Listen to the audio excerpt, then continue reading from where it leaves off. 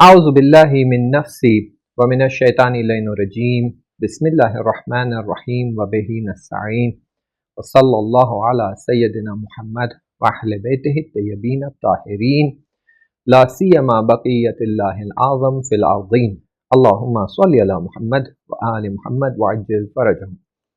जैसे कि आप सब जानते हैं, हमारा डिस्कशन औलाद के हुकूक के बारे में चल रहा है। हम ये डिस्कस कर रहे हैं कि औलाद के हक़ क्या हैं और इन हुकूक को मेंटेन करने के लिए माँ बाप पर क्या जिम्मेदारियाँ आती हैं। हमने बहुत सारे हुकूक डिस्कस किए हैं। हमने इसमें ये भी देखा है कि कुछ हक़ ऐसे होते हैं जो इतने इम्पोर्टेंट होते हैं कि माँ बाप पर उनको वाजिब किया गया है, और कुछ हक़ ऐसे होते हैं जो बहुत ज़रूरी हैं, तो माँ बाप पर एक बड़ी जिम्मेदारी की तरह रखा गया है। अगरचे नहीं कहा गया कि वाजिब है, लेकिन एक बहुत बड़ी जिम्मेदारी है। तो इस तरफ से माँ बाप के लिए, अगर हम कहेंगे औलाद के लिए यह हक है, तो माँ बाप पर ये एक बहुत बड़ी जिम्मेदारी है। तो हमने देखा कि अगर औलाद के लिए हम हुकूक की बात कर रहे हैं, तो हमने कई बातें यहाँ पर जो एम्फसाइज की हैं, जिसकी तरफ मैं बहुत मुख्तसर सा इशारा कर दूँ, वो ये कि माँ बाप और औलाद के बीच में सिर्फ जिस्मी कनेक्शन नहीं है, जो कि हम सब जानते हैं।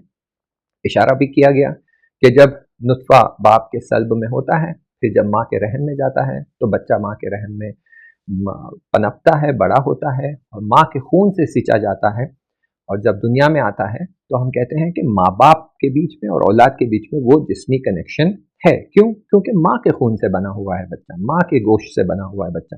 और आपको ये हदीसों में भी मिलेगा, जहाँ पर पैगंबर अकरम सल्लल्लाहु अलैहि वसल्लम बीबी फातिमा से कहते हैं कि तुम मेरे जिगर का टुकड़ा हो, तुम मेरे लख्त जिगर हो, तुम मेरे आँखों का तारा हो, तुम मेरे बदन का टुकड़ा हो, तुम मेरे खून का हिस्सा हो। और कहते हैं कि जो तुम्हें सताएगा वो ऐसे है जैसे उसने मुझे सताया है। तो इससे क्लियरली मालूम पड़ता है कि एक जिस्मी कनेक्शन है। लेकिन हमने इससे बढ़कर एक बात कही और उसे एम्फसाइज किया, और वो ये कि वो रूही कनेक्शन है, कि माँ बाप और बच्चों के बीच में एक रूही कनेक्शन है। और रूह का कनेक्शन बहुत ज़्यादा इंपॉर्टेंट होता है, जिसकी तरफ मामूलन हम तवज्जो नहीं करते। हमें ये बात समझ नहीं आती कि, या समझ नहीं आती से ज़्यादा ये कि ये बात हमें कभी बताई नहीं गई इस अंदाज से कि माँ बाप और औलाद के बीच में जो रूही कनेक्शन होता है वो ऐसा होता है कि माँ बाप के गुनाहों का और नेकियों का असर औलाद पर होता है, और औलाद के गुनाहों का और नेकियों का असर माँ बाप पर होता है। न सिर्फ दुनिया में बल्कि बरज़ख में और आखिरत में भी। दुनिया में तो होता ही है कि माँ बाप का रूह का कनेक्शन है, तो माँ बाप अगर नेक अमाल अंजाम देते हैं, तो क्योंकि माँ बाप की रूह पाक होती जाती है, तो उनकी बातों का असर औलाद पर होता है। खुद औलाद नेक काम अंजाम देती है तो उनकी रूह पाक होती है, तो माँ बाप की हर छोटी बात का असर फौरन उन पर होता है। वैसे ही हमने ये भी कहा कि बरज़ख में भी औलाद के अमाल का असर होता है। जब हम कह रहे हैं बरज़ख में औलाद के अमाल का असर होता है, तो हमने देखा है, मिसालें भी देखी हैं कि अगर माँ बाप ने दुनिया में अच्छे काम अंजाम दिए हैं लेकिन औलाद की तरबियत नहीं की है, तो असर ये होता है कि औलाद के अमाल की वजह से माँ बाप के अमाल हब्त हो जाते हैं या जल जाते हैं। दूसरी तरफ अगर माँ बाप ने अच्छे अमाल अंजाम नहीं दिए, उन्हें मौका नहीं मिला, रिसोर्सेज नहीं थे, मिसाल के तौर पे जैसे हम इंडिया पाकिस्तान में देखते हैं, बहुत सारे लोग हैं जो बहुत ही मुफलिसी और गरीबी की हालत में होते हैं, उनके पास इतनी अपॉर्चुनिटीज़ नहीं होती है, उनके पास इतने रिसोर्सेज नहीं होते कि वो बहुत ज़्यादा जो है चैरिटी करे, नेक काम करे, सदका करे, मस्जिद बनाए, हुसैनिया बनाए, नहीं होते। बहुत सारे लोग हैं जो रिक्शा चलाते हैं, ऑटो चलाते हैं, टैक्सी ड्राइवर्स हैं, बड़ी मुश्किल से अपने घर का ही खर्चा चला लेते हैं, तो बड़ी बात है। तो इन्हें ज़िंदगी में इतनी अपॉर्चुनिटीज़ नहीं मिली कि ये कोई बहुत बड़ा काम अंजाम दे, लेकिन इन्होंने मेहनत की, और मेहनत करके अपनी औलाद की सही से तरबियत की, और इस तरबियत की वजह से औलाद को जितनी अपॉर्चुनिटी मिलती है और वो इस अपॉर्चुनिटी को यूज़ करता है, औलाद के ये सारे आमाल का असर, क्योंकि माँ बाप ने रोल प्ले किया है तरबियत करने में, इन सब का असर इनके बरज़ख में भी होगा। तो अगरचे जब बरज़ख में हिसाब किया जाएगा और कहेंगे कि भाई तुमने तो कोई बहुत बड़े कमाल अंजाम नहीं दिए हैं, लेकिन अगर औलाद ये काम अंजाम दे रही है, जहाँ पर यतीमों की मदद करना, बेवाओं की मदद करना, मस्जिद में डोनेशन देना, एजुकेशन सपोर्ट करना, तो ये सारे आमाल अपने माँ बाप के साथ शेयर हो जाते हैं और उनकी बरज़ख में और क़यामत के दिन तरक्की होती है। तो हमने ये बात क्लियरली एस्टैब्लिश की है कि एक दूसरे के अमाल एक दूसरे पर असर करते हैं। माँ बाप के अमल का असर बच्चों पर और बच्चों के अमल का असर माँ बाप पर होता है दुनिया और आखिरत में। अब एक बहुत बड़ा सवाल जो हमारे सामने आता है वो है कि क्या सिर्फ माँ बाप की जिम्मेदारी है औलाद की तरबियत करना, दूसरों की कोई जिम्मेदारी नहीं बनती है? जैसे घर में दूसरी औलादें मौजूद है जो बड़ी है, मुमय्यज है, बच्चा घर में छोटा है जो 1.5 साल का 2 साल का है, साथ में 8 साल का भाई है या 9 साल की बहन है, तो क्या इनकी जिम्मेदारी नहीं बनती है औलाद की तरबियत करने की? इससे भी बड़ा एक सवाल कि खुद इस बच्चे के चाचा और मामू या खाला और फुप्पू, इनकी कोई जिम्मेदारी नहीं बनती है औलाद की तरबियत करने में? या अगर बनती है तो क्या उनका हक भी उतना ही है जितना माँ बाप का हक है औलाद की तरबियत करने में? क्या ये बच्चा वही हक अपने अंकल्स एंड आंटीज से क्लेम कर सकता है कि आपका भी इतना हक बनता है जितना मेरे माँ बाप का, कि मेरे लिए ये सारी चीजें फराहम करें? क्या ये इस तरह से है? या इनके अलावा दूसरे अफराद जैसे टीचर्स है या उस्ताद है, दीनी उस्ताद है, दीनी मदारिस है, इनका क्या रोल बनता है औलाद की तरबियत करने में? तो आइए आज के सेशन में हम इन कुछ मिसालों को देखते हैं और कोशिश करते हैं इन सवालों का जवाब दें कि दूसरे अफराद जो हमारे आसपास होते हैं उनका क्या नक्श बनता है। जैसे बार बार हमसे ये पूछा जाता है कि दादा दादी और नाना नानी का क्या रोल है औलाद की तरबियत करने में। अगर हम चाह रहे हैं हमारी औलाद को एक खास तरीके से तरबियत करें और हमारे माँ बाप यानी इस बच्चे के दादा दादी या नाना नानी चाह रहे हैं एक दूसरी तरीके से तरबियत करें, तो कौन सा तरीका अप्लाई होगा, कौन सा तरीका सही होगा, कौन से तरीके को यूज करना चाहिए? क्या हम हमारे माँ बाप के तरीके को कह सकते हैं कि नहीं ये तरीका सही नहीं है, हम इसे अप्लाई नहीं करेंगे, या मजबूर है कि हाँ ये तरीका अप्लाई करना ही पड़ेगा? तो इन सवालों को इंशाल्लाह आज एड्रेस करते हैं। देखिए, सबसे पहले तो हमें अइम्मा अलैहिस्सलाम की तरफ से अहादीसें मिलती है जिसमें वो आकर एक भाई का रोल एम्फसाइज करते हैं। जब हम यहाँ भाई कह रहे हैं तो वहां पर भाई और बहन दोनों इन्वॉल्व हो जाते हैं। आपके ब्लड रिलेशन की बात हो रही है कि आपका भाई हो या बहन हो। वो कहते हैं कि तुम्हारा भाई या बहन तुम्हारी जिंदगी में इतना इंपॉर्टेंट है, वो बिल्कुल तुम्हारे हाथ की तरह है, तुम्हारे बदन के हिस्से की तरह है, वो तुम्हारा सपोर्ट है, वो तुम्हारा विकार है, तुम्हारे फख्र का बायस है और वो एक बहुत इंपॉर्टेंट रोल प्ले करता है तुम्हारी जिंदगी में। फिर वो कहते हैं कि अपने भाई या बहन को एक टूल की तरह यूज ना करना, मखसूसन खुदा के अहकाम को पामाल करने के लिए। कि अगर आप गुनाह करना चाहते हैं, खुदा के अहकाम को पामाल करना चाहते हैं, उस खुदा की खिलाफ वर्जी करना चाहते हैं और नाफरमानी करना चाहते हैं, तो अपने भाई या बहन को यूज ना करना, बल्कि अपने भाई या बहन को सपोर्ट करना हर तरीके से जितना मुमकिन हो सकता है, दुनियावी मामलों में और उखरवी मामलों में, दुनियावी मामलों में और मानवी स्पिरिचुअल मामलों में, मखसूसन जहां पर हो सकता है वहां अपने भाई और बहन के बीच और शैतान के बीच रुकावट बनना। यानी भाई और शैतान के बीच रुकावट बनो, बहन और शैतान के बीच रुकावट बनो। कोशिश करो कि ये शैतान का असर इस भाई या बहन पर ना हो और वो उसका पैरोकार ना बन जाए। तो देखिए, भाई का जो रोल यहां दिखाया जा रहा है वो ये है कि वो तुम्हारे साथ है, तुम्हारा सपोर्ट है, तुम्हारे साथ आखिर तक बाकी है। ये कब मुमकिन होता है? जब आप दोनों के बीच में वो मोहब्बत बाकी रहे। अब आइए इसी माहौल को हम देखते हैं एक घर में। अगर हम एक फैमिली को देखते हैं जहां माँ बाप मौजूद है, ये बच्चा है, मान लीजिए दूसरा बच्चा या तीसरा बच्चा, और इससे पहले 2 और बच्चे मौजूद है, चाहे भाई हो या बहन हो, फर्क नहीं पड़ता, और ये इससे सिन में, एज में काफी बड़े हैं। अगर इससे एज में 3-4 साल बड़े हैं तो ये कोई बड़ी बात नहीं है, हम इसमें कुछ ज्यादा नहीं कर सकते क्योंकि खुद बच्चा मुमय्यज नहीं है, बच्चे को खुद नहीं समझ आ रहा है कि क्या करना है क्या नहीं करना है। लेकिन अगर ये बच्चे के बीच में जो अभी दुनिया में आया है, 6 महीने का है, 4 महीने का, और इसके पहले वाले भाई या बहन जो इससे बड़ा है उसमें 7-8 साल का फर्क है, तो यहां फिर इस बच्चे का एक बहुत बड़ा रोल हो जाता है। मामूलन माँ बाप को देखा गया है जो ये कहते हैं कि ज्यादा बच्चे होते हैं तो ज्यादा तरबियत करना पड़ता है, ज्यादा मेहनत करनी पड़ती है, ज्यादा बिजी हो जाते हैं, फिर हमारे खुद के लिए वक्त नहीं बचता, हम कुछ कर नहीं पाते। जबकि हमने यहाँ पर मिसालें देखी है कि खुद यहाँ हमारे दोस्त हैं जिनके 6 या 7 बच्चे हैं, 6 या 7 बच्चे हैं, और इन्होंने कहा कि हमने हमारे पहली औलाद की तरबियत में बहुत मेहनत की, उसको सही से तरबियत किया, उसको संभाला, उसको सही बातें सिखाई, अमल सिखाया, सब कुछ सिखाया, बहुत मेहनत लगी वहां पर। लेकिन जैसे ही दूसरे बच्चे की बारी आई तो हमारा एफर्ट 30% कम हो गया, हमें कम मेहनत करनी पड़ी। क्यों? क्योंकि हम जो सिखा रहे थे वो सीखने के बाद उसके लिए घर में एक रोल मॉडल मौजूद था कि उसका बड़ा भाई या उसकी बड़ी बहन जो थी वो एक उसके लिए रोल मॉडल की तरह मौजूद थी कि ये हर काम करने से पहले देखता कि मेरा भाई क्या कर रहा है, मेरी बहन क्या कर रही है, और उसको फॉलो करना शुरू करता है। तो क्योंकि पहले बच्चे की तरबियत सही की तो दूसरा बच्चा ऑटोमेटिकली उसके नक्शे कदम पर चलना शुरू हो गया।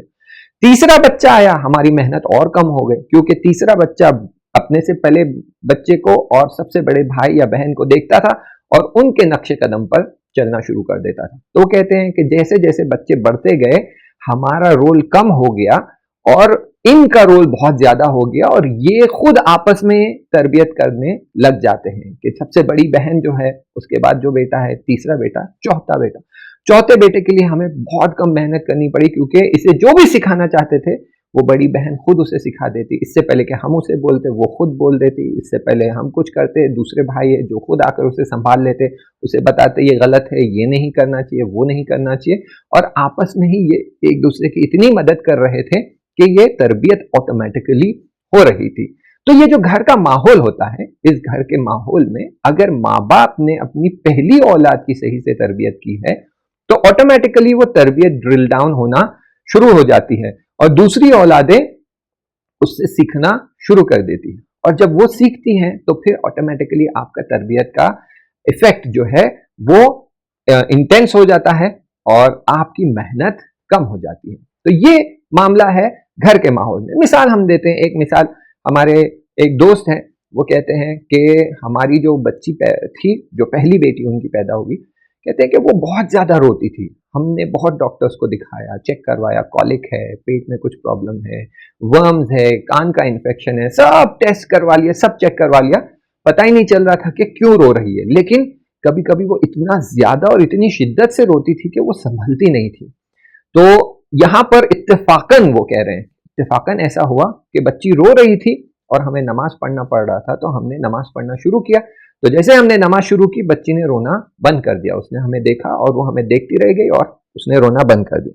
फिर हमने बार बार आजमाइश की कि जब भी बच्ची बहुत ज्यादा रो रही है और कंट्रोल के बाहर है तो हमने नमाज पढ़ना शुरू किया और बच्ची ने हमको नमाज पढ़ते हुए देखा और वो रोना बंद हो गई।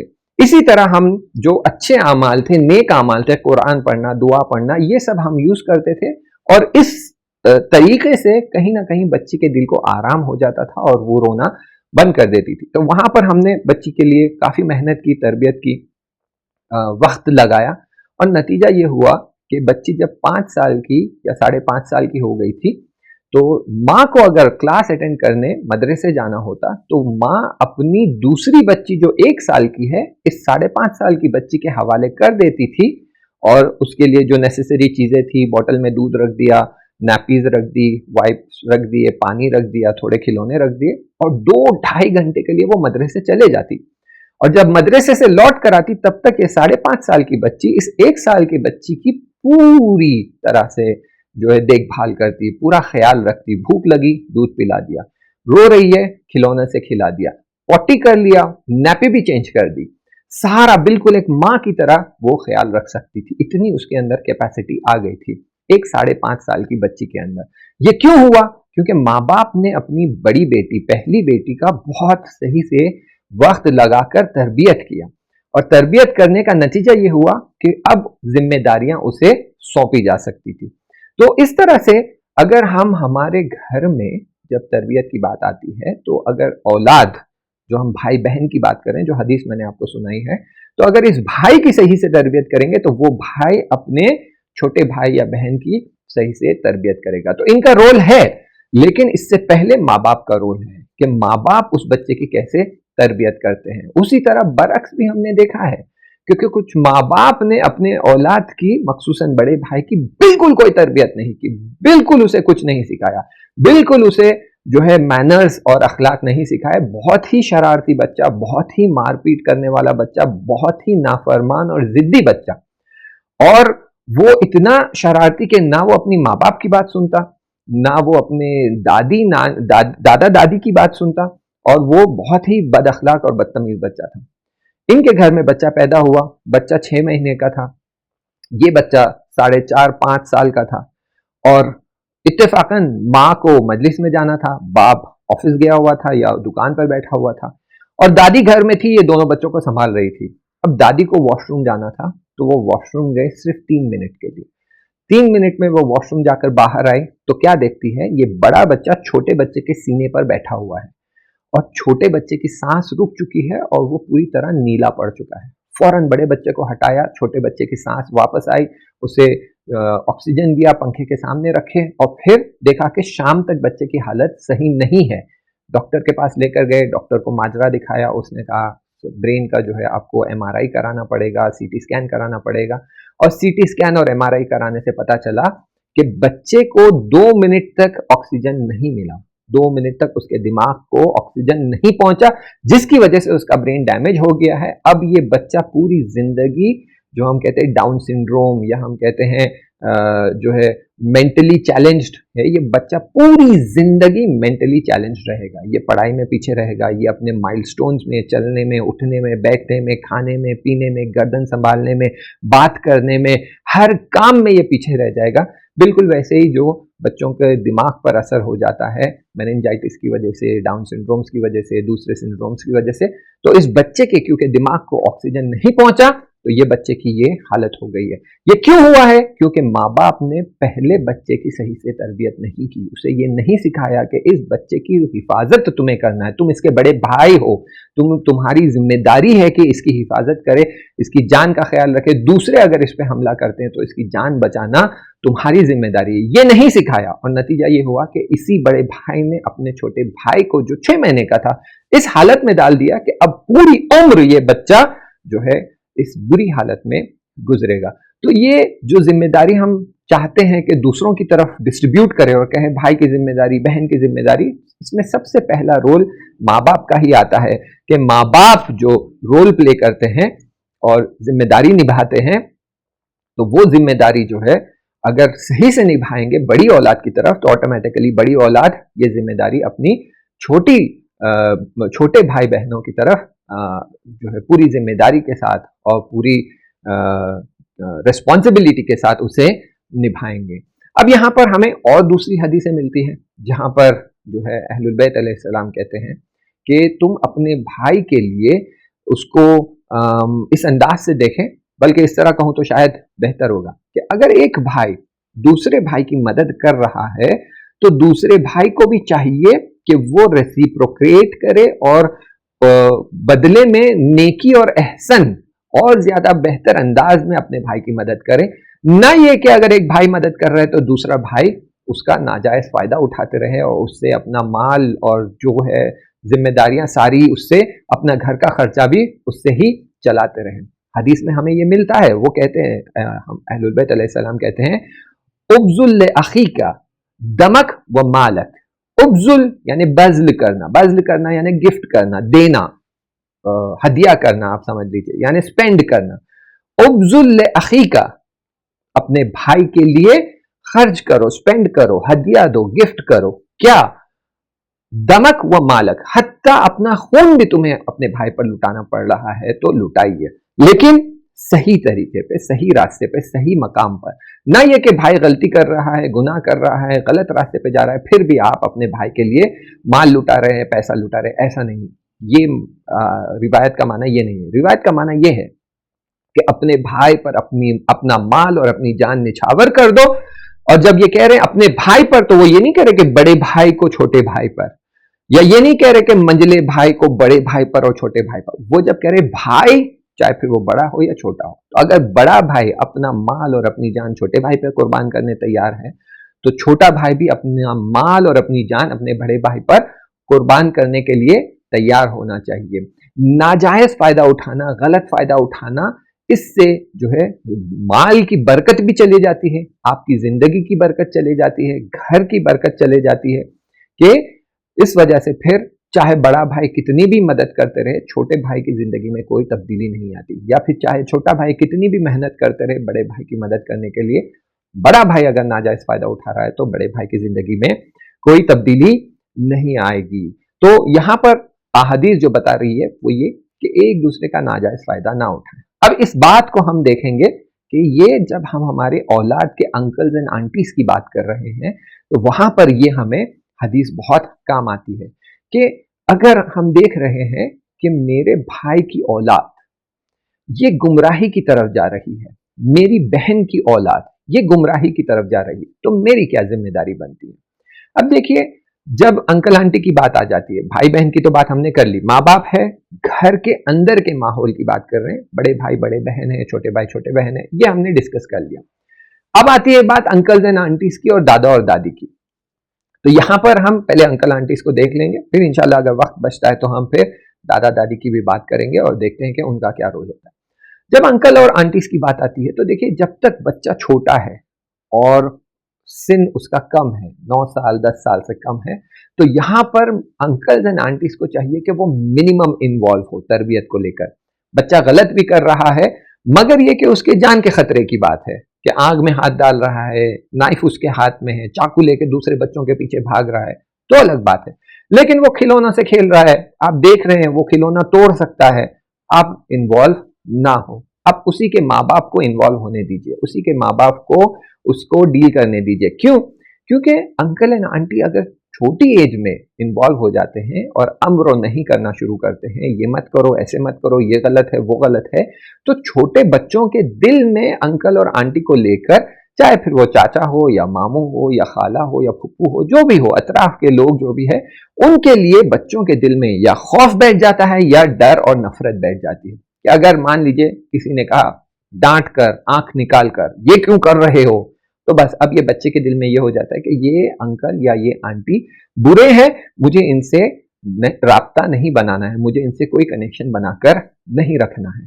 तो कोशिश करें कि बचपन में जब तक बच्चे 9 साल के नीचे होते हैं, आप इस तरह का कोई स्ट्रॉन्ग रिएक्शन ना दे अंकल आंटी होने के नाते। हाँ, माइल्डली प्यार से आप समझाए कि बेटा ऐसा मत करो, आपका टॉय टूट सकता है, थोड़ा सा केयरफुल रहिए, इस तरह से आप बात कर रहे हैं, वो अलग बात है।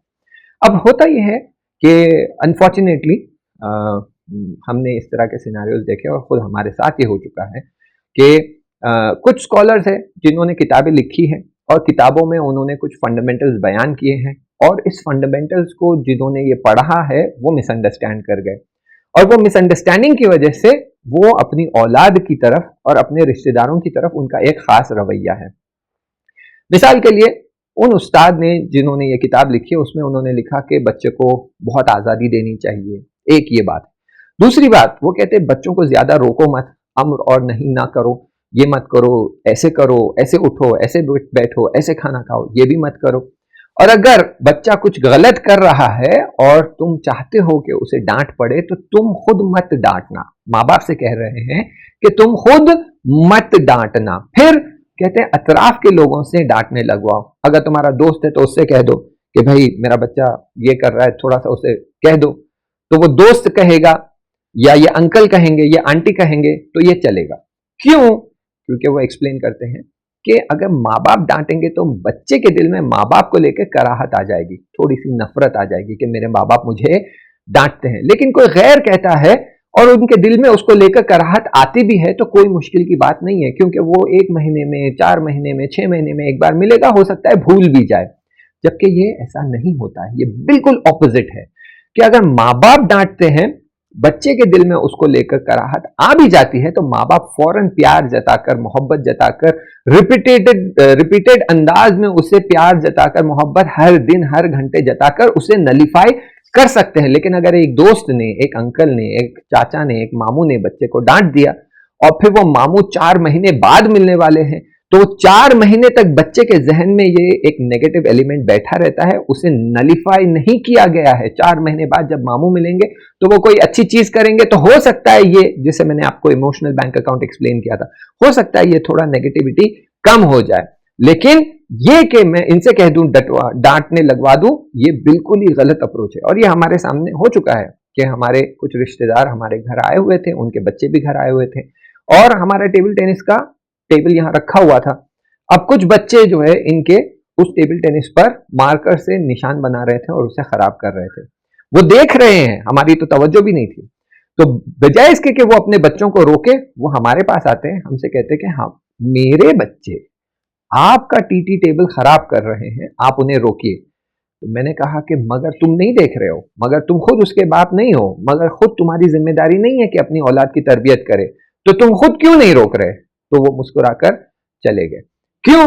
क्योंकि उन्होंने ये किताब पढ़ी थी और उसमें यही था कि तुम मत डांटो, दूसरों से डांटने लगाओ। और नतीजा ये होता, अगर हम वहां डांट देते तो नतीजा ये होता कि उनके बच्चे हमसे जो है खफा हो जाते और हमसे बात नहीं करना चाहते, हमसे दोस्ती रखना नहीं चाहते। और कुछ वालिदैन जो है वो नहीं चाहते अपने बच्चों को डांटे, चाहे वो बच्चा कितना भी बड़ी गलती कर रहा हो। जैसे हमारे एक दूसरे दोस्त है, उनके बच्चों ने हमारी गाड़ी गिरा दी, उसकी वजह से पेट्रोल की टैंक में एक बड़ा डेंट आ गया और हेलमेट को उन्होंने पूरा तितर बितर नाबूद कर दिया।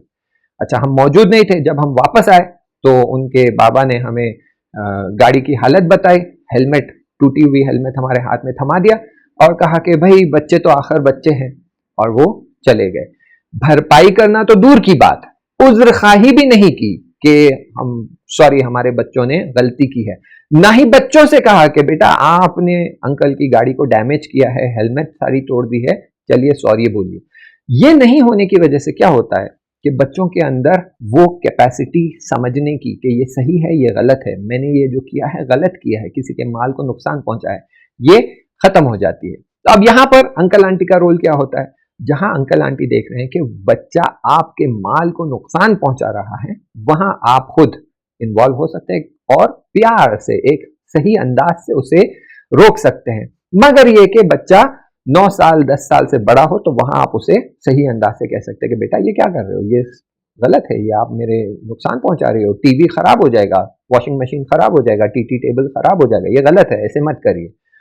और अगर माँ बाप मौजूद है और माँ बाप सुलझे हुए हैं कि अगर आप उनसे कहेंगे तो वो खुद रोकेंगे और वो खुद कदम उठाएंगे, तो फिर आप खुद माँ बाप से कहिए, आप खुद स्टेप ना लीजिए। तो अब सवाल, अंकल आंटीज का क्या रोल है? अंकल आंटीज का रोल बहुत ही लिमिटेड है, बहुत ही ज्यादा लिमिटेड है। ना माँ बाप को तवक्को होनी चाहिए कि अंकल आंटीज तरबियत करेंगे, ना खुद अंकल आंटीज को ये उम्मीद होनी चाहिए कि भाई इस बच्चे की हम तरबियत करना चाहते हैं, हम हमारा आइडिया, हमारी आइडियोलॉजी, हमारी थिंकिंग इस पर इंप्लीमेंट करना चाहते हैं, इसे हम सही बनाना चाहते हैं, सीधा बनाना नहीं, ये ना आपकी जिम्मेदारी है, ना आप पर वाजिब किया गया है, ना आपसे ये तवक्को रखी गई है कि आप आएंगे बच्चे की तरबियत करेंगे। कब तक? जब तक कि माँ बाप जिंदा है। माँ बाप जिंदा है तो ये सबसे पहले बड़ी जिम्मेदारी उन्हीं की है, उन्हें ही ये काम करना है, उनसे ही एक्सपेक्टेड है कि वो करे। अगर वो नहीं भी करते हैं तो उन्हीं से सवाल पूछा जाएगा। मगर ये कि बस यहां दो कंडीशंस आ जाते हैं। मगर ये कि आप देख रहे हैं कि औलाद गुमराह होकर गुनाह की तरफ जा रही है और बेदीनी की तरफ जा रही है, यानी दीन के दायरे से बाहर हो रही है। गुनाह यानी शराब की तरफ, ड्रग्स की तरफ, फहशा की तरफ, ऐसे गुनाह जो उसे दीन के दायरे के बाहर लेकर चले जाएंगे, मुसलमान होने से बाहर कर देंगे। वहां फिर एक मुसलमान और एक मुसलमान भाई होने के नाते, एक जिम्मेदार मुसलमान शख्स होने के नाते आपका इन्वॉल्वमेंट और फिर रिश्तेदार होने की वजह से और इन्वॉल्वमेंट बढ़ जाता है। फिर आपको यहां दखालत करनी पड़ती है कि देखो बेटा ये नहीं करिए, ये गलत है, ऐसे सही नहीं है। या फिर अगर इस बच्चे के माँ बाप नहीं है, इस बच्चे के माँ बाप मर चुके हैं, बच्चा यतीम है, आपका ही भतीजा है, आपका ही भांजा है, आपका ही पोतरा है, नवासा है, जो भी है, लेकिन माँ बाप मर चुके हैं, तो यहां फिर आपकी जिम्मेदारी बढ़ जाती है तरबियत करने के मामले में। क्यों? क्योंकि माँ बाप मौजूद नहीं है। हमारे वालिद गिरामी वो जिंदा है, हयात में है, वो हमें ये दास्तान बताते थे। वो अपने जो है बाजार, जो जहां हम रहा करते थे वहां एक बाजार था, तो वो कहते थे कि वहां पर एक शख्स था, उसके भाई का इंतकाल हो गया और इसके खुद की 2 औलाद थी और इसके भाई की भी 2 औलादें थी। तो वो कहते कि इसकी औलादों ने इससे कंप्लेन किया, कहा कि बाबा आप हमारे साथ नाइंसाफी करते हैं। बाबा ने कहा क्या बात है? तो कहते हैं कि चाचा के दोनों बच्चे जब भी आपके पास आते हैं और पैसे मांगते हैं कि हमें कुछ खाना है, हमें पीना है, हमें फिल्म देखने जाना है, हमें पिक्चर देखने जानी है, हमें पार्क घूमने जाना है, तो फौरन आप कहते हैं लो बेटा, और उन दोनों को आप पैसे दे देते हैं। लेकिन जब भी हम आके कहते हैं कि हमें फिल्म जाना है, हमें कुछ खाना है, हमें आइसक्रीम खाना है, हमें चिप्स खाना है, हमें घूमने जाना है, तो आप कहते नहीं और आप हमें रोक देते। 50% ऑफ द टाइम आप कहते दुकान पर बैठो, बिजनेस करना सीखो, और हमें आप हमारे साथ नाइंसाफी करते हैं। तो बाप ने तो उस वक्त कुछ नहीं समझाया, कहा कि नहीं अभी तुम नहीं समझोगे, जब बड़े हो जाओगे तब समझोगे। और बाप ने कुछ सिखाया नहीं, समझाया नहीं, बस वो अपने जो तरीका था उस पर वो पाबंद था। हुआ ये कि बच्चे बड़े हो गए, शादी हो गई। जब शादी हो गई तो देखा गया कि इसके खुद के जो 2 बच्चे थे, जिसे वो बार बार रोकता था, टोकता था, कहता था कि नहीं जो है ये नहीं कर सकते, वो नहीं कर सकते, और उन्हें दुकान पर बिठाकर बिजनेस सिखाया करता था। ये 2 बच्चे सुधरे हुए, सुलझे हुए, जिसे बिजनेस करने आता है, कामयाबी आती है, दुकान चलाना आता है, घर चलाना आता है, डिसीजंस लेना आता है, ये बच्चे इस तरह बन गए। और अपने भाई के बच्चे जिनको उन्होंने बहुत ज्यादा छूट दे रखी थी, जब पूछा गया तो उन्होंने कहा कि इनके वालिद नहीं है, तो मैं चाहता हूं मैं इनको दुगना प्यार दूं, दुगनी मोहब्बत दूं, मेहरबानी जताऊं, और हो सकता है उनका कोई बुरा इंटेंशन भी नहीं था, वो चाहते थे कि मैं ज्यादा मोहब्बत जताऊं, इनको अपने बाप की कमी महसूस ना होने दो। कल ऐसा ना हो कि ये कहे कि अगर हमारे बाबा होते तो देते, अब हमारे बाबा नहीं है तो हमारे चाचा हमारे साथ सख्ती कर रहे हैं, हमें नहीं दे रहे।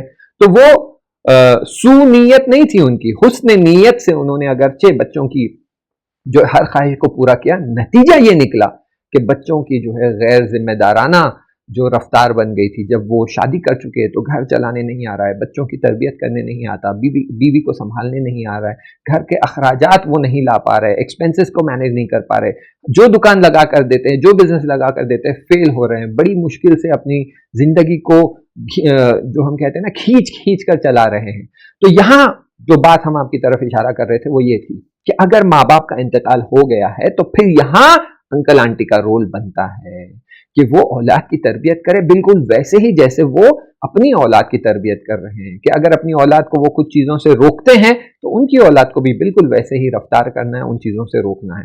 अपनी औलाद को रास्ता दिखाते हैं तो इनको भी रास्ता दिखाना है, इनको डांटते हैं तो उनको भी डांटना है, बिल्कुल अपनी औलाद की तरह तरबियत करना है। मखसूसन अगर माँ बाप दुनिया में नहीं है और माँ बाप की जिम्मेदारी, यानी माँ बाप ये कह कर गए कि हम ना हो तो फलानी हमारे बच्चों को संभालेगा, तो उस वक्त तो और ज्यादा जिम्मेदारी बढ़ जाती है। तो अंकल आंटी का रोल इंशाल्लाह आपके लिए क्लियर हो गया होगा। अब जो बड़ा सवाल बार बार जो हमारे पास आता है वो दादा दादी का रोल है कि दादा दादी नाना नानी का क्या रोल होता है। जो ग्रैंड पेरेंट्स होते हैं, अक्सर वालिदैन कहते हैं कि हम हमारी औलाद की तरबियत करना चाहते हैं एक खास तरीके से, एक खास अंदाज से, लेकिन दादा दादी और नाना नानी जो है वो ज्यादा प्यार जताने के चक्कर में, ज्यादा मोहब्बत जताने के चक्कर में हमारे प्लान्स को और हमारे तरीकों को नुकसान पहुंचाते हैं। हमने यहीं पर मिसालें देखी हैं कि जो लोग ये जानते हैं कि मीडिया का कितना नेगेटिव असर है, मीडिया का कितना बुरा असर है, तो वो चाहते हैं उनकी औलादें मीडिया से दूर रहे, मोबाइल से दूर रहे, टेक्नोलॉजी से दूर रहे, लिमिटेड स्क्रीन टाइम मिले। तो वो अपने बच्चों को जो है टैबलेट्स कम देते हैं, दिन में शायद 1 घंटा दे दिया, दिन में शायद आधा घंटा दे दिया, 2-3 दिन में एक बार दे दिया। लेकिन बच्चा जब शरारत करता है, सताता है, माँ की बात नहीं सुन रहा है, पकवान करते समय माँ को परेशान कर रहा है, दुआएं पढ़ते समय माँ को परेशान कर रहा है, नमाज में माँ को अटेंशन नहीं देने दे रहा है, तो फौरन यहाँ पर जो दादा दादी है वो आगे बढ़ते हैं, कहते हैं आओ हमारे साथ बैठो, मैं तुम्हें मोबाइल में यूट्यूब लगा कर देता हूँ। और ये 1 बार 2 बार 3 बार होते होते फिर बच्चों को आदत हो गई कि वो जो है उन्हें यूट्यूब देखना होता है 1-1 2-2 3-3 घंटे बैक टू बैक। और अगर वो यूट्यूब नहीं मिल रहा है तो वो समझ जाते हैं कि अगर हम जाकर हमारी माँ को सताएंगे तो फौरन दादा या दादी हमें यूट्यूब लगाकर दे देंगे और इसका हम फायदा उठा सकते हैं। तो उन्हें तरीका मिल गया।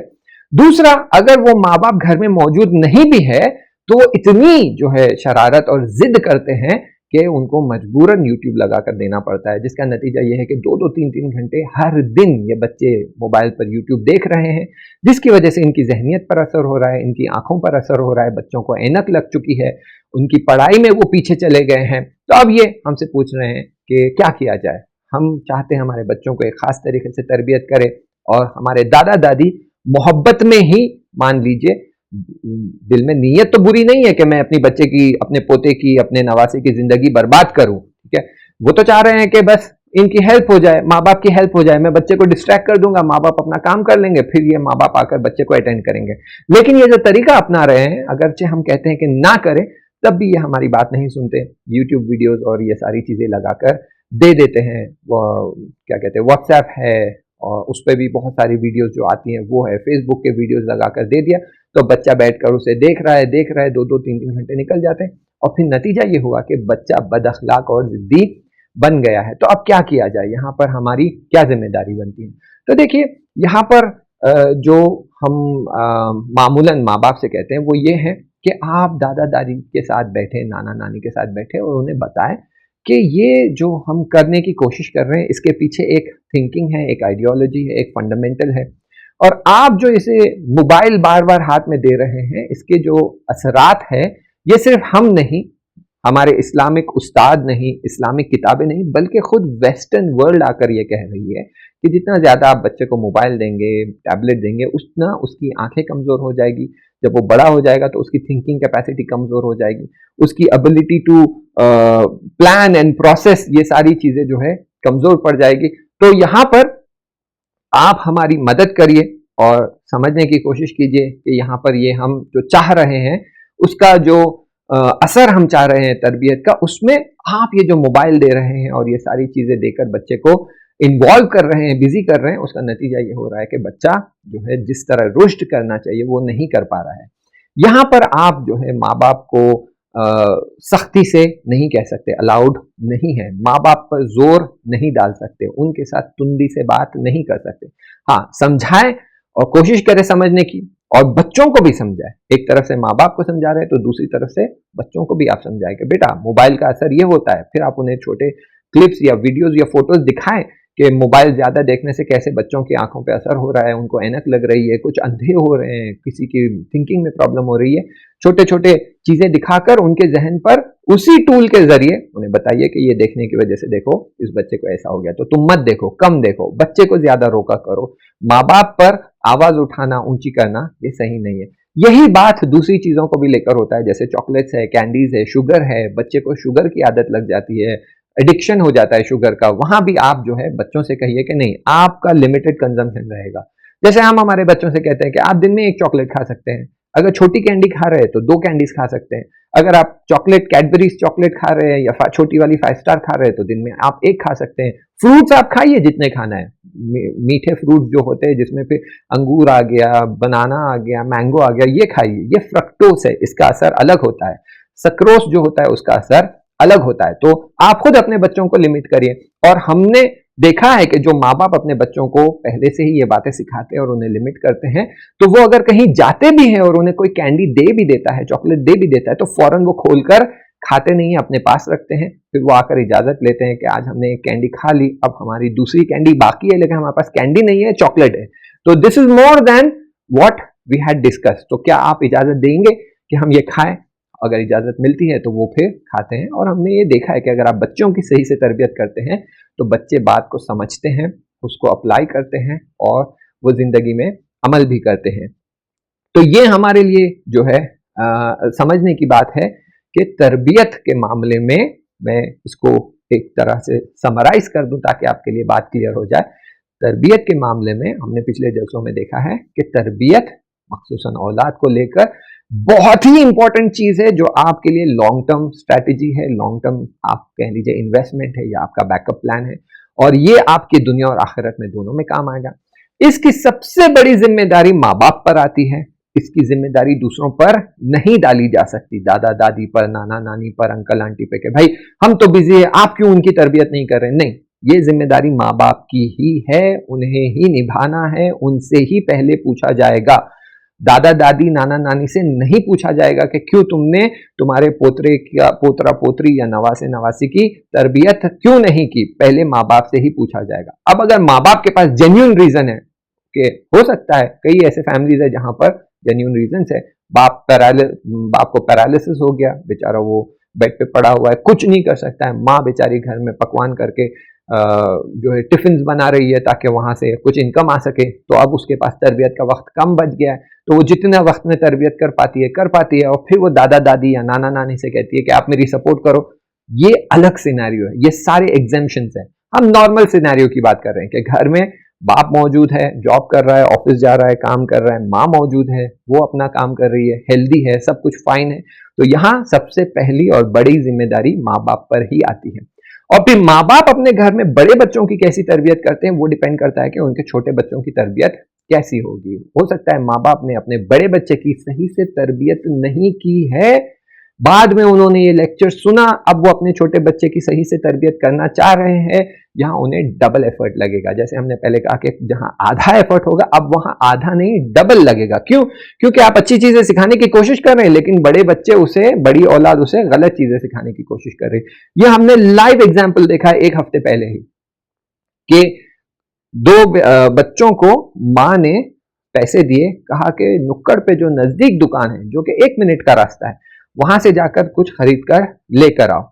अब उसके साथ उसी के दूसरे जो है भाई बहन थे, खैर उसके दूसरे भाई बहन थे, वो साथ में गए चारों, और जब खरीदने की बारी आई तो देखा कि उन्हें जो चाहिए उस नजदीक की दुकान पर मौजूद नहीं है।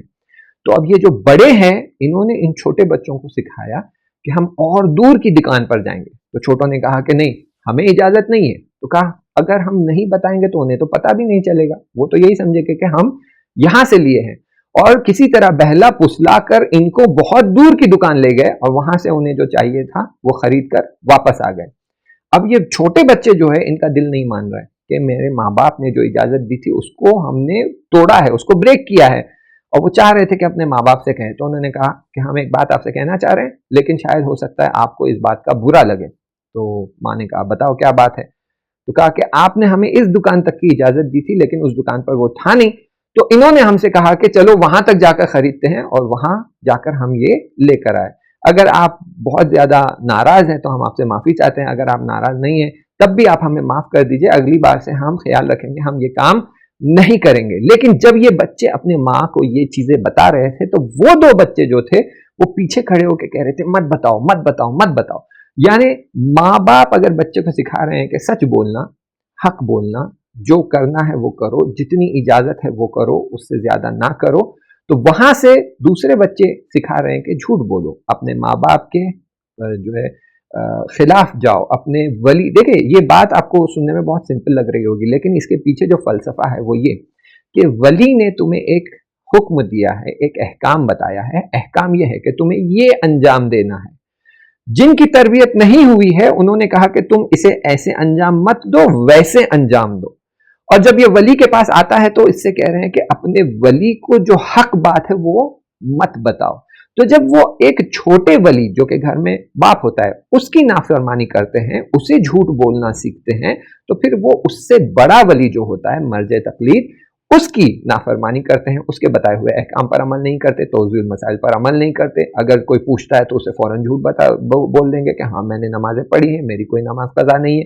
और अगर वो ये कर पा रहे हैं तो फिर वो अपने जमाने के इमाम जो ज्यादा बड़ा वली है उसके सामने भी बड़ी आसानी से बातों को झुटला देंगे, उसके फरमान की नाफरमानी करेंगे, उसके बताए हुए अहकाम को, उसके बताए हुए हुक्म की नाफरमानी करेंगे, और फिर नतीजतन वो खुदा की भी नाफरमानी बड़ी आसानी से कर सकते हैं। तो ये मामला इतना छोटा नहीं है कि आप कहेंगे भाई अगर बच्चा झूठ बोल रहा है तो क्या बड़ी बात है। नहीं, बच्चा झूठ बोल रहा है, उसका असर है, उसका रिपरकशन है, उसका रिपरकशन घर के माहौल में है, सोशल माहौल में है, ग्लोबल दीनी इस्लामी माहौल में भी है। इसीलिए हम तरबियत पे बहुत ज्यादा एम्फसाइज करते हैं। हम कहते हैं औलाद की तरबियत में बहुत ज्यादा वक्त लगाइए, बहुत ज्यादा मेहनत कीजिए। क्यों? क्योंकि आज ये बात हम कह चुके हैं लेकिन फिर रिपीट करेंगे, क्योंकि आज अगर हमारे इमाम ज़माना जल्लल्लाहु ताला फरजहु शरीफ गैबत में है तो उसका रीजन ये है कि उनके जो अफराद तैयार होना चाहिए थे वो तैयार नहीं है। क्यों तैयार नहीं है? क्योंकि उनकी तरबियत नहीं की गई है। क्यों तरबियत नहीं की गई है? क्योंकि छोटे से छोटे माहौल में भी उन्हें नहीं सिखाया गया है कि जब तुम्हारा वली तुम्हें कुछ हुक्म देता है, अहकाम बताता है, रूल्स एंड रेगुलेशंस बताता है, तो जब तुम वो रूल्स एंड रेगुलेशंस बड़ी आसानी से तोड़ देते हो तो फिर आगे जाकर जो तुम्हें बड़े रूल्स एंड रेगुलेशंस फॉलो करने होते हैं वो भी तुम बड़ी आसानी से तोड़ देते हो। और जब वो रूल्स एंड रेगुलेशंस टूटना शुरू हो जाते हैं तो तुम इमाम के लिए तैयार नहीं हो, और अगर तुम इमाम के लिए तैयार नहीं हो तो फिर ज़ुहूर में ताखीर होती रहेगी। आप करबला के वाक़े को देखिए, इमाम हुसैन अलैहिस्सलाम के अतराफ के जो लोग थे वो ऐसे ही थे, जो छोटे छोटे रूल्स को तोड़ते तोड़ते यहां तक पहुंच गए थे कि जब इमाम कह रहे थे कि चलो हमारे साथ, तो कह रहे थे नहीं, हम आपके साथ आ नहीं सकते, आप हमारा घोड़ा ले जाइए, आप हमारी तलवार ले जाइए, आप हमारा माल ले जाइए, हम नहीं आएंगे। यानी जमाने के इमाम को जब नुसरत की जरूरत है और इमाम खुद दावत कर रहे हैं, कई बार उन्होंने अपने असहाब को भेजा, कई बार अपने कासिद को भेजा, कई बार वो खुद गए हैं, शख्सन कहने के लिए कि क्यों तुम हमारे साथ नहीं जुड़ना चाहते, तो उन्होंने इमाम की दावत को इमाम के मुंह पर ठुकरा दिया और कहा कि नहीं, हम आपके साथ आने तैयार नहीं है। तो तरबियत जो है वो बहुत इसेंशियल और इम्पॉर्टेंट रोल रखती है, और इसकी अगर हम रियायत नहीं करेंगे तो इसके रिपरकशंस जो है, जो नतीजे हैं, वो बहुत ही संगीन और सख्त हो जाते हैं। बिल्कुल वैसे ही जैसे कि करबला के मैदान में आप देखेंगे कि इमाम हुसैन अलैहिस्सलाम फौज को खिताब करते हुए कहते हैं कि मैं तुम्हें एक, तुम यानी वो बात कर रहे हैं और कहते हैं कि बताओ तुम क्यों मेरे खून के प्यासे हो, क्या मैंने हलाल को हराम किया है या मैंने हराम को हलाल किया है। लेकिन जो फौज है वो बातें सुन नहीं रही है, वो अपने काम में बिजी है या वो शोर-ओ-गुल कर रही है ताकि इमाम की बात लोगों तक नहीं पहुंचे। तो इमाम यहाँ पर एक जुमला कहते हैं कि तुम पर जमाने के इमाम की बात का असर नहीं हो रहा है। क्यों नहीं हो रहा है? क्योंकि तुम्हारे पेट हराम से भरे हुए हैं। हराम से भरे हुए यानी वही बात जो हमने कुछ जलसों पहले इशारा की कि बाप की जिम्मेदारी है कि हलाल रिस्क लेकर आए, औलाद का हक है कि वो हलाल रिस्क खाए। और इस मैदान करबला में हम देख रहे हैं कि वही औलादें जिन्होंने खत लिखकर इमाम को बुलाया था, क्योंकि उनके पेट हराम से भरे हुए हैं, वो इमाम के खिलाफ खड़े हुए हैं, तलवार खींचे हुए खड़े हुए हैं और इमाम की दावत को इमाम के सामने झुटला रहे हैं और ठुकरा रहे हैं। ये करबला का वाकया एक हमारे लिए दर्सगाह है, सीखने की बात है कि ये सिर्फ दूसरी चीज़ों में ही नहीं बल्कि तरबियत औलाद में कितना बड़ा नक्श रखता है। हाँ अजीजों, जब करबला का वाकया गुजर गया, शाम गरीबा आ गई और वो मुसीबतें टूटी, और जब बीबियों को जलते खैमों से भागना पड़ा, दौड़कर एक जगह जमा हो गए और बच्चे रोने लगे, तो ये हमारे ज़माने के इमाम भी गिरिया करते हुए, अपने जद पर रोते हुए, खून के आंसू बहाते हुए, वो ज़ियारत नाहिया में कहते हैं, सलाम हो उन बीबियों पर जो जलते खेमों से दौड़ी दौड़ी बाहर आई हैं, सलाम हो उन बच्चों पर जिनके होंठ प्यास से सूख गए थे, सलाम हो उन पर जो अपने वतन को छोड़कर कूच कर चुके थे, सलाम हो उन पर जिन पर हमले किए गए हैं, जिनके खेमों को जलाया गया, सलाम हो उन पर जिनके बदनों को टुकड़े टुकड़े किया गया, सलाम हो उन पर जिन्हें प्यासा कत्ल कर दिया गया, सलाम हो उन पर जिनकी रगें काटी गई, जिनके सरों को जुदा किया गया और नेज़ों पर बुलंद किया गया। हाँ अजीजों, जब खैमों को जला दिया गया, बीबियां थक कर जमा हो चुकी थी और 11 मुहर्रम को सवारियों को लेकर कूफे की तरफ बढ़ चुके थे, तो जब कूफे के नजदीक पहुंचे, कूफे के बाजार में पहुंचे, तो लोग वहां पर जश्न मना रहे थे, तालियां बजा रहे थे, खुशियां मना रहे थे। ये नहीं जानते थे कि ये अली की बेटी है, ये उन्हीं का खानदान है, लेकिन जश्न मनाया जा रहा था कि कैदियों को लाया गया है। एक अंधा सहाबी वहां खड़ा था और बीबी ज़ैनब ने अपना खुतबा शुरू किया। कूफियों से कहने लगे कि तुम रो रहे हो, तुम में से कुछ लोग जश्न मना रहे हो और तुम में से कुछ लोग रो रहे हो। जो रो रहे हैं उनका हक है कि वो रोए, क्योंकि तुम भी हमारे अजीजों के कत्ल में शामिल हो। जब वो अंधे सहाबी ने बीबी ज़ैनब का खुतबा सुना तो कहा कि ये कौन है जो अली के अंदाज में खुतबा दे रही है। तो सामने खड़ा हुआ शख्स कहने लगा, बताने वाले ने बताया कि ये अली की बेटी ज़ैनब है। तो बूढ़े सहाबी का दिल तड़प गया, नाबीना सहाबी था, उसने पूछा क्या हुसैन भी साथ आए हैं? तो बताने वाले ने बताया हाँ हुसैन भी साथ है। तो अंधे सहाबी ने कहा कि काश मेरी आंखें होती, मैं इनकी ज़ियारत कर पाता, मैं मौला के हाथ पे बैत कर पाता। बताने वाले ने बताया ऐ सहाबी तू कितना खुश नसीब है कि तेरी आंखें नहीं है। जो हम देख रहे हैं अगर वो तू देखता तो तेरा दिल फट जाता। बीबियां है, सवारी है, महमिल नहीं है, सर से चादरें छीनी गई है, हुसैन है लेकिन सर तन से जुदा है, नेज़े पे बुलंद किया गया है, अली अकबर है लेकिन पेशानी से खून जारी है। अला लानतुल्लाहि अलल कौमिज़ ज़ालिमीन। परवरदिगारा बारे इलाहा, तेरी बारगाह में दुआ करते हैं इस आज़ादारी के हक में हमारे तमाम गुनाहाने कबीरा और सगीरा को बख्श दे। परवरदिगारा जो मरीज़ है उन्हें शिफा अता फरमा, जो बीमार है, बूढ़े हो चुके हैं, उन्हें तवानाई अता फरमा, तूले उम्र और सेहत और सलामती अता फरमा। परवरदिगारा जो मकरूज़ है उनके कर्ज़ों को अता फरमा, जो बे औलाद है उन्हें औलाद अता फरमा। परवरदिगारा हमें तौफ़ीक अता फरमा कि हम हमारी औलादों की तरबियत कर सकें। परवरदिगारा तेरी बारगाह में ख़ास दुआ करते हैं कि हमारे महाराजा इकराम की जान, माल, इज़्ज़त व आबरू की हिफाज़त फरमा और हमारे इमाम के ज़ुहूर में ताजील फरमा। व आखिरु दावाना व सल्लल्लाहु अला सय्यदिना मुहम्मद व अहले बैतिहि तय्यबीन अत्ताहिरीन। अल्लाहुम्मा सल्लि अला मुहम्मद व आलि मुहम्मद व अज्जिल फरजहुम।